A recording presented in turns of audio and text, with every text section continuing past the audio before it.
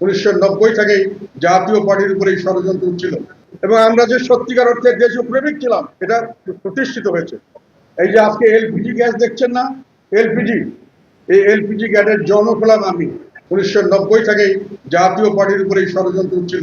নির্বাচন কমিশন আমাদেরকে তাদের যখন নির্বাচনের সময় যখন আলাপ আলোচনা মত বিনিময়ের জন্য ডাকলেন, তখন আমাদেরকে তারা বাদ দিলেন।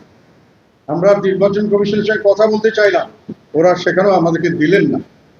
প্রত্যেক দিনই আমাদেরকে একটা অবস্থান সৃষ্টি করা হয়েছিল, যাতে করে বলা হচ্ছিল যে জাতীয় পার্টিকে প্রথম তো শুরু হলো যে আমাদেরকে অ্যারেস্ট করতে হবে, আমাদেরকে জেল দিতে হবে, ফাঁসি দিতে হবে, আমাদেরকে পুরোখানে দাঁড়াতে দেওয়া হবে না, আমরা দোষর ছিলাম।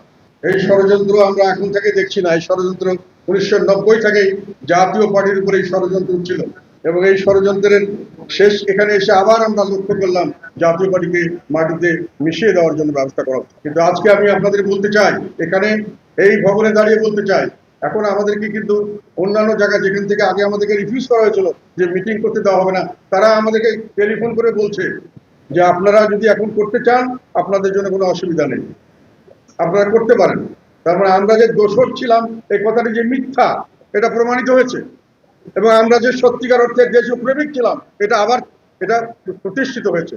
এই কারণে যারা হতাশ হয়েছেন বা হতাশার কথা বলছেন তাদেরকে আমি একটা কথা বলতে চাই, জাতীয় পার্টিকে এখন সবচেয়ে বেশি সম্ভাবনাময় দল হিসেবে দেখছি। কথাটা হয়তো আপনাদের অনেকের কাছে বাড়াবাড়ি মনে হবে।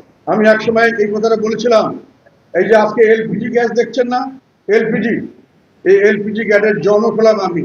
বাংলাদেশে এলপিজি গ্যাস সর্বপ্রথম মার্কেটিং শুরু করেছে জিএম কাদের এবং সারা দেশে এলপিজি সরবরাহ নেটওয়ার্ক আমি তৈরি করেছি, আমি জিএম কাদের ব্যক্তিগতভাবে আমি সার্টিফাইড করেছি, আমি সব ট্রান্সপোর্টেশন করেছি, আমি বিক্রি চালু করেছি।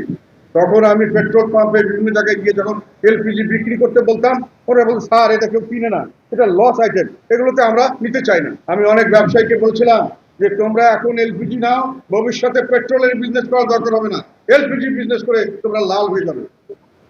তারপরে কিন্তু আমার কথা প্রমাণিত হয়েছে এবং তারা পরে বলছে স্যার আপনার কথাটা শুনে আজকে কিন্তু আমি বিশালভাবে লাভবান।